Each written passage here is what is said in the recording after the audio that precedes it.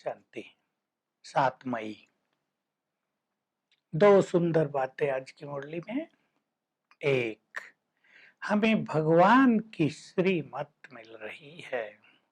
देखिए, किसी ने सोचा था कि भगवान आकर राह दिखाएंगे, भगवान आकर बताएंगे ये करो, ये न करो, ये सोचो, ये न सोचो, ऐसे बोलो। उठने से लेकर रात तक भगवान की आज्ञा के अनुसार हम जीवन जिएंगे। कितनी सुंदर बात है। भाग्यवान है हम सभी आत्माएं जिन्हें भगवान की श्रीमत मिल रही है। तो बाबा पूछ रहे हैं, चेक करो अपने को, श्रीमत पर चलते हैं या अपनी मत पर चलने की आदत पड़ी हुई है। अपनी मत पे चलते चलते तुम गिरते आए। राइट क्या है, रॉन्ग क्या है, ये तुम्हें पता नहीं है, ये बाप जानते हैं। तुम तो अपने रॉन्ग को भी राइट समझते आते हो, कर रहे सारे पाप कर्म और समझ रहे हो अपने को राइट। काम महाशत्रु है, काम सबसे बड़ा पाप है, बाबा आज कह रहे हैं। वो तुम करते आए और अपने को राइट समझते आए। तो श्रीमत पर चलो। बच्चे बाप को पहचानते नहीं क्योंकि गुप्त है, निराकार है, अभोक्ता है, कहता है मैं कुछ भी खाता नहीं, लेकिन बोलते हैं ब्रह्मा के द्वारा। बच्चे पहचानते नहीं है, सोचते हैं ब्रह्मा मत दे रहे हैं। नहीं बच्चे, मैं मत दे रहा हूं। इसने भी बहुत सारे गुरु किए थे, मैंने इसको कहा ये सब गुरु छोड़ो, इन गुरुओं का उद्धार भी मैं करने आया हूं। मैंने इनको भी कहा इन गुरुओं को छोड़ो, इन गुरुओं का भी उद्धार मुझे करना है। बाबा कह रहे, क्या ऐसा कोई मनुष्य गुरु कह सकता है? इन्होंने सब गुरुओं को छोड़ दिया, मेरी बात मान ली, तो भला ये कैसे गुरु बन सकते हैं? मैं तुम्हें श्रीमत दे रहा हूं, राइट रॉन्ग का मार्ग दिखा रहा हूं। तुम सभी बच्चे अब मेरी मत पर चलो तो श्याम से सुंदर बन जाओगे। तो मनुष्य मत पर चलते चलते, गुरुओं की मत पर चलते चलते श्याम बन गए हो। अब मेरी मत पर चलो तो तुम पुनः देवता बन जाओगे।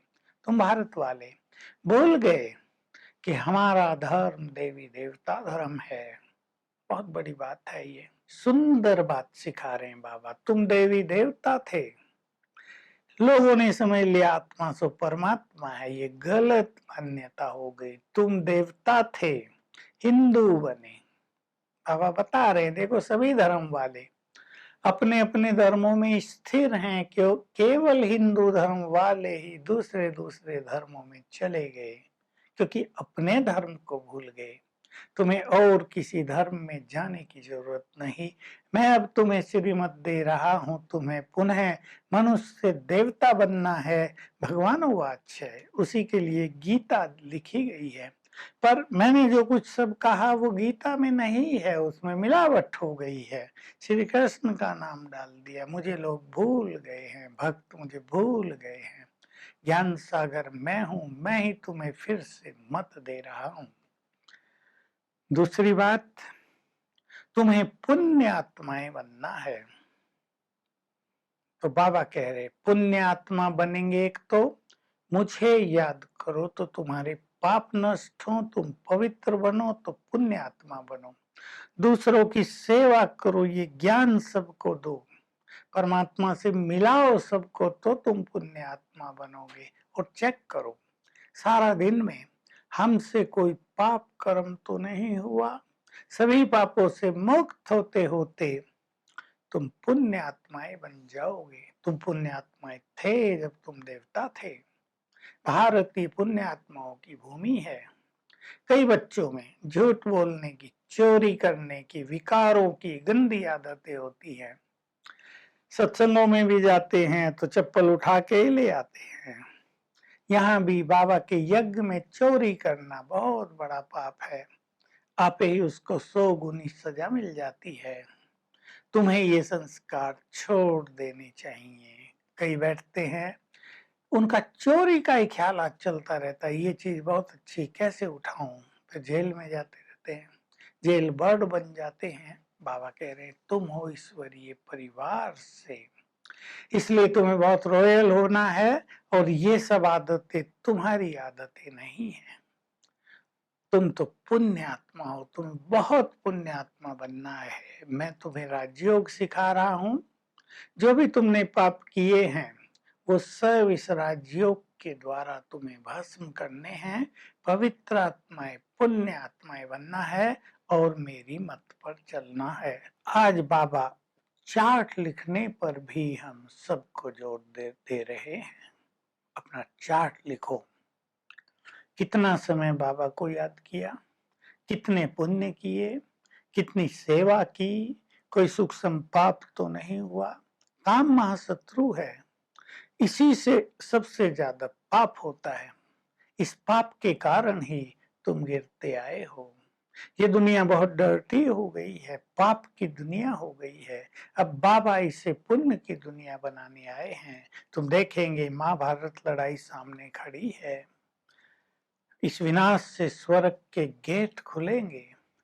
कैलेमिटीज भी होती रहेंगी, प्राकृतिक आपदाएं भी बहुत होती रहेंगी। बाबा ने कहा बर्फ की बरसात पड़ती रहेंगी, यानी ओले पड़ते रहेंगे बहुत ज्यादा, कितना नुकसान कर देते हैं।